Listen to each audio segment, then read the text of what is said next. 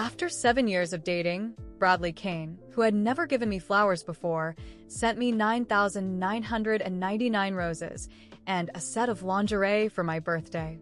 I happily posted about it on social media, only for his ideal woman to comment underneath. Some people can only pick up the trash I don't want. That's when I learned that he had bought a house for her right below our marital home. The gifts he gave me were actually meant for her. I personally delivered the flowers to them and caught them having a candlelit dinner together. Bradley, without any hesitation, cursed at me. "Can you stop being so dirty-minded? Veronica and I are just discussing business. Besides, if there really was something between, would you have even had the chance to marry me?" In the past, I would have argued with him endlessly to get to the truth. But this time, I just casually tossed the flowers and my engagement ring at him and said calmly, "I wish you both happiness." The ring rolled to Bradley's feet. He sneered and stepped on it, crushing both my dignity and love beneath his heel, and harshly said, "If you want to marry me, change your suspicious and paranoid nature. Now, stop getting in the way. We've got serious matters to discuss. Go home and reflect on yourself." Listening to his familiar accusations, I felt an unexpected sense of peace. After leaving Veronica's place, I posted the news of Bradley's infidelity in the family group chat, telling everyone I was calling off the engagement. The man who never replied to my messages instantly posted a photo of his computer in the group, claiming just handling work with a female subordinate. Then he expertly shifted the blame onto me, saying, "Yasmin, you don't need to throw a tantrum just because I didn't buy you that 8,000 wedding dress. I never even brought up the fact that you used my credit card to drink at bars with male friends." The once silent group chat suddenly erupted. My mother was the first to jump in, berating me with all sorts of vicious words, telling me I wasn't worthy of Bradley and demanding that I apologize to him. She even threatened that if I missed out on such a good marriage, she would to prove her point. Seeing this predictable outcome, I sighed softly and exited the group chat. After my parents divorced, my mother became increasingly irritable. Growing up in such a stifling environment, I had been drawn to Bradley's seemingly gentle and polite demeanor. But after 7 years together, I realized that he was nothing like what he appeared to be. His kindness and patience were reserved for Veronica Jones.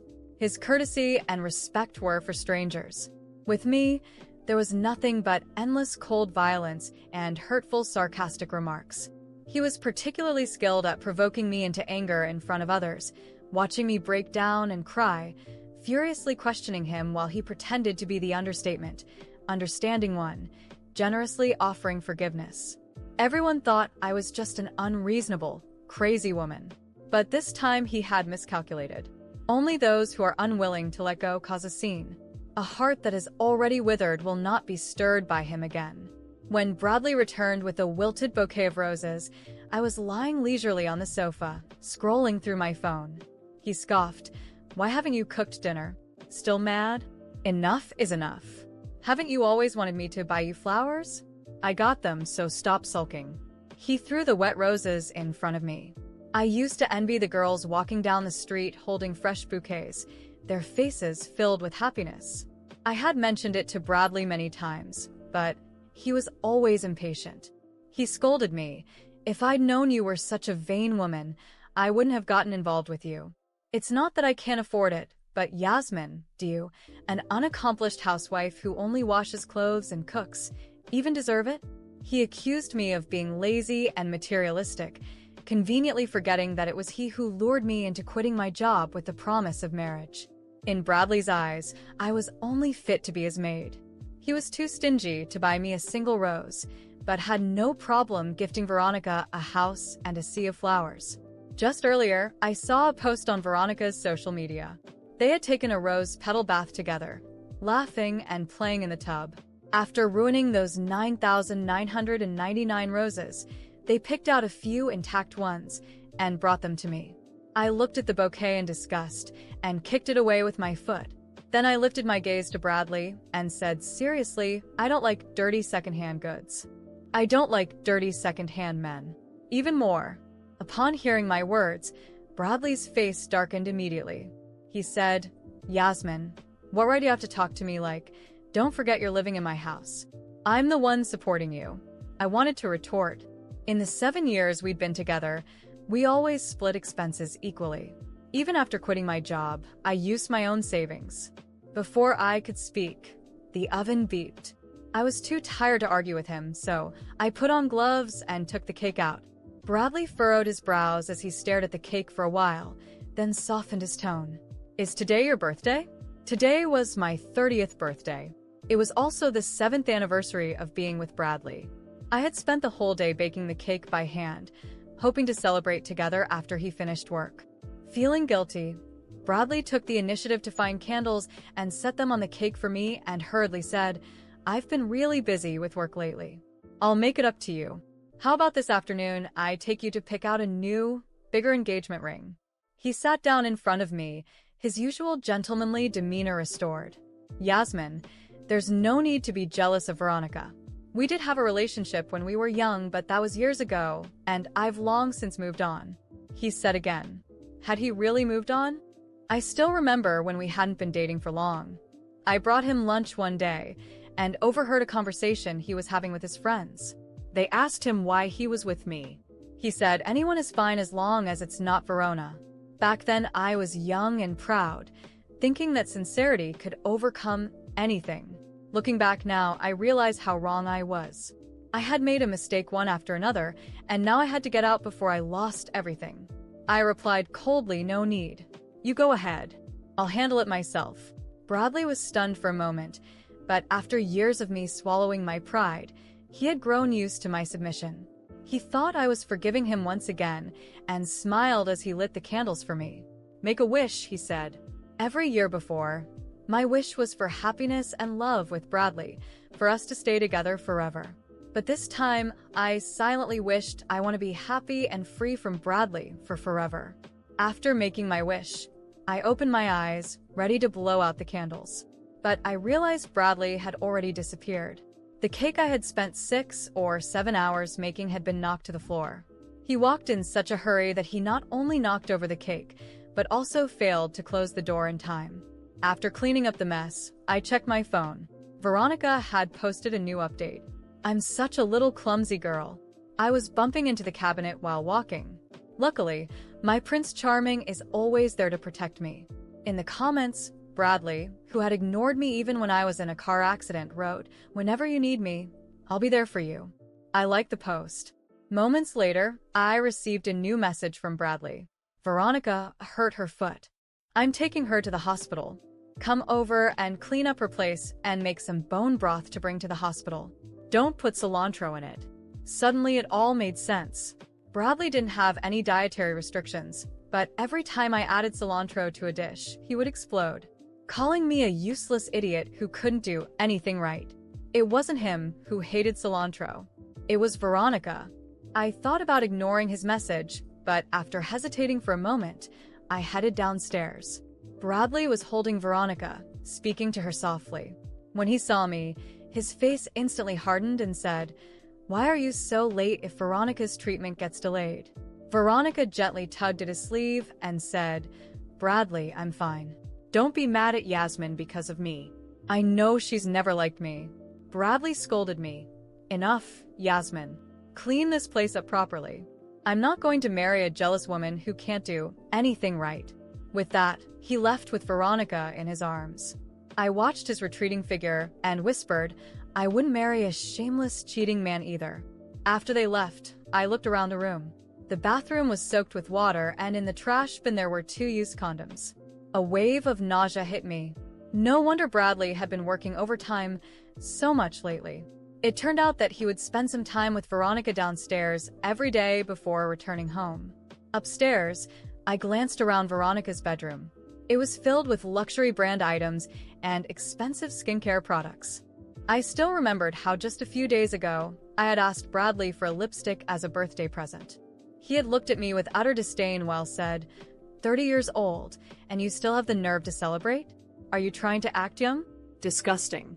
Just stay home and do your chores. No amount of expensive makeup will make you 20 again. I would never be 20 again. But Bradley never lacked 20-year-old girls around him. His so-called ideal woman, Veronica, was probably just as favored among them. I took a deep breath and started taking pictures of everything in the room. Then I returned upstairs to pack my things. In the 7 years we had been together, Bradley had given me a few French kitchenware, a robot vacuum cleaner, and a master-crafted knife set. I decided to leave all these behind for him. As I packed, I couldn't help but laugh at myself. Veronica's things downstairs filled the room, but in this place where I had lived for years, everything I owned could fit into one suitcase. When I was done, I called my best friend, Meryl Jane, who was overseas. After 3 missed calls, she finally picked up. I held back my tears and said, "Meryl, I was wrong. I shouldn't have given up my career and my life for Bradley. I regret it. I want to come find you." Meryl called me a fool and said I deserved it before hanging up. I sat in the empty room, sadness overwhelming me. Flashes of all the time she had tried to talk sense into me came to mind, and I remembered the look of disappointment on her face when she left. As the tears started falling, a new message popped up on my phone. Meryl had bought me the earliest available ticket 3 days from now at noon. The tears I had been holding back for so long finally burst out, tears for myself and for the 7 years I had wasted. I sat at the edge of the bed that night, staring at the open suitcase on the floor. A suitcase far too small to contain 7 years of a relationship. What I felt most wasn't anger, but an overwhelming emptiness, as if everything I had been during those years had disappeared along with the cake smashed on the floor. I didn't know what was coming next, but I knew I couldn't stay here a moment longer. Bradley had left, as he always did, probably to comfort Veronica. Meanwhile, I was here alone, cleaning up both the physical and emotional mess he had left behind.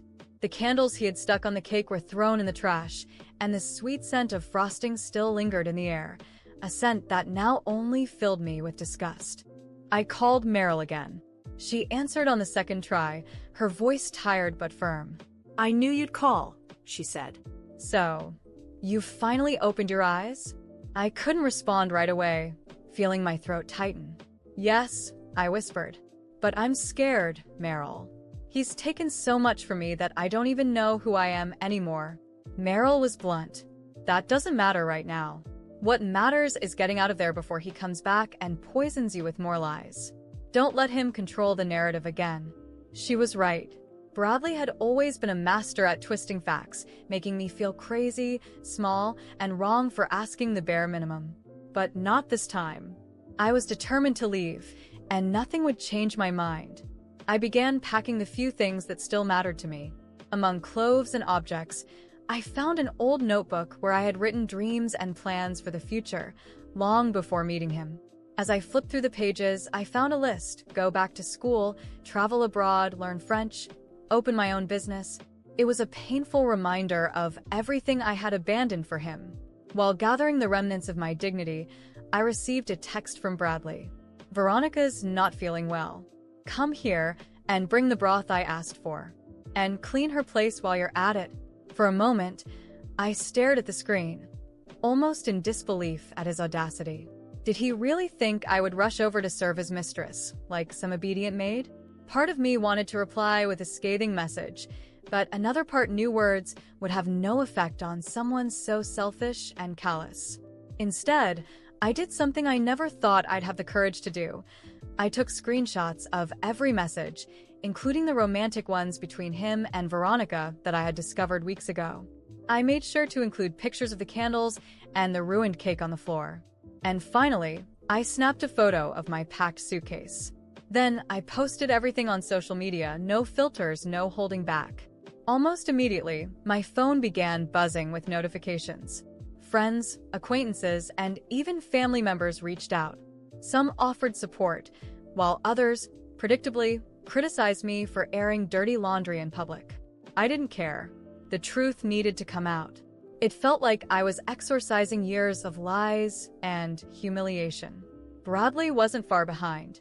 He started calling nonstop, but I declined every call. Then the texts came. "Delete that now, Yasmin. You've gone too far. Stop being childish. You're not going anywhere. Come home and we'll talk." Each message only strengthened my resolve to leave. He wasn't worried about me or our relationship, only his image. The more he tried to manipulate me, the lighter I felt, as if every step toward freedom was lifting a weight off my shoulders. Suddenly, I heard the sound of the front door opening. Bradley was back. My heart raced, but I took a deep breath. I wasn't going to hide. I wasn't going to back down. He stormed into the apartment, his expression livid, holding his phone in hand. "What the hell do you think you're doing, Yasmin?" he demanded, slamming the door shut. "I'm leaving," I said, keeping my voice calm, though my heart pounded in my chest. "No more lies, Bradley. No more manipulation. You can have Veronica, the wilted roses, and all your deceit." He laughed, a condescending laugh he always used to unnerve me. "You're not going anywhere," he said, stepping closer. "You know you've got nowhere to go. Who's going to want you now after all of this?" For a moment, the old insecurity crept in, threatening to take over. But then I remembered Meryl's words, "Don't let him control the narrative." "I'd rather be alone than spend another day with you," I said firmly. "And you know what, Bradley? You're right. I've got nothing left to lose. That's exactly why you can't control me anymore." I grabbed my suitcase and headed for the door. He blocked my path for a second, but I met his gaze without flinching. "If you lay a hand on me," I warned, "I'll go straight to the police. And with all the evidence I have, you don't want to take that risk?" He hesitated, then stepped aside with a frustrated sigh. "You'll regret this, Yasmin," he muttered as I opened the door. "No one's going to want you after this. You'll end up alone." I just smiled. I'd rather be in my own company than live in this lie. And with that, I walked out, leaving Bradley behind, along with all the lies, broken promises, and the love that never really existed. As I stepped out into the night, each step felt lighter than the last. The cold air brushed against my face, and for the first time in a long while, I felt free to be whoever I wanted, to follow my dreams, and, most importantly, free from Bradley Kane. I felt the cold night air on my face as I shut the building door behind me. Each step I took seemed to lift a bit of the weight I had carried for 7 years. I walked to the corner and called a ride. The suitcase beside me was light, just like my heart. I didn't know exactly what lay ahead, but for the first time in a long time, I was certain of one thing. I was free. On the way to the hotel where I would stay temporarily, more messages from Bradley came through. He had switched tactics, moving from threats to concerned texts, insisting we needed to talk. I laughed quietly to myself. Typical Bradley, always manipulating any situation to his advantage. When I arrived at the hotel, I sat on the bed and let the silence surround me. For the first time, I allowed myself to cry. I cried for the lost opportunities, for every moment I accepted less than I deserved, and for the dreams I had given up for him. But I also cried with relief. The healing had finally begun. In the days that followed, I began to rebuild my life. The first step was to update my resume and start job hunting.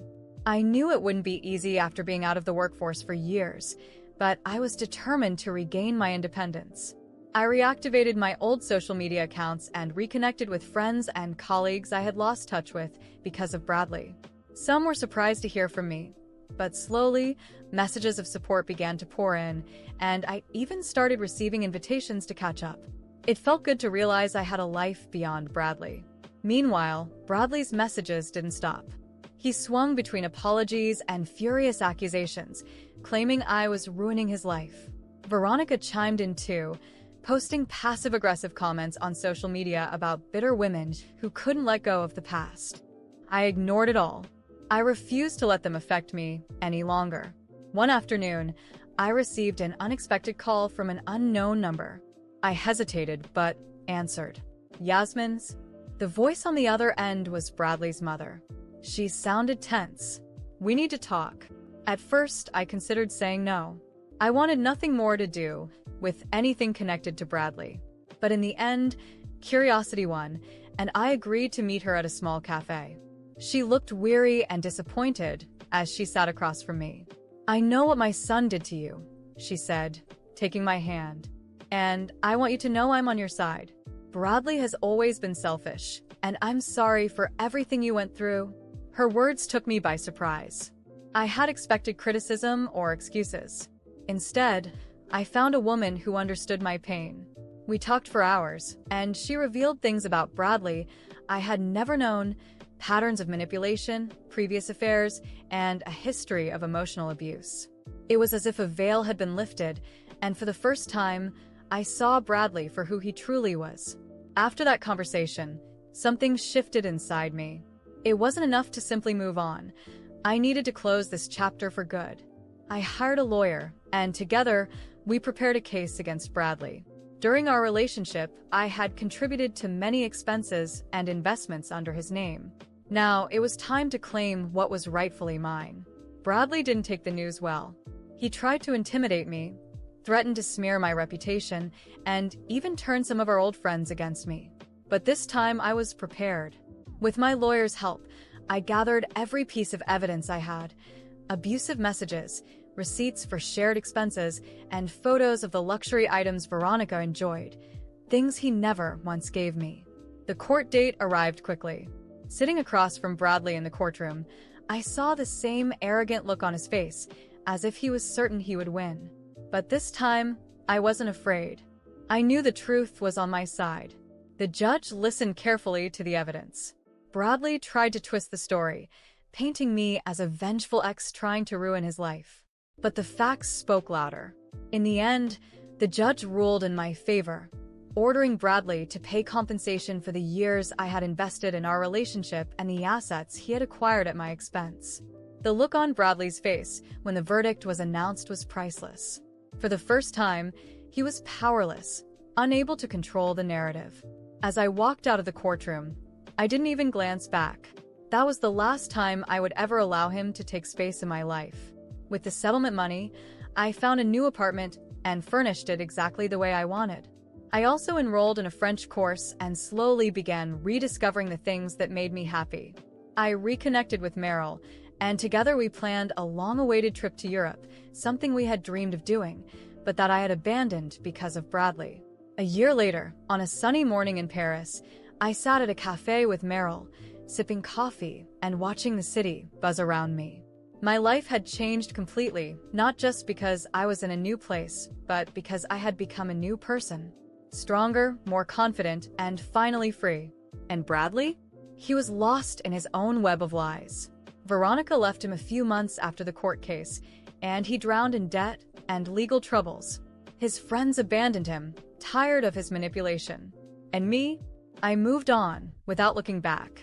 As I had wished on that last birthday, I was happy, and above all, free.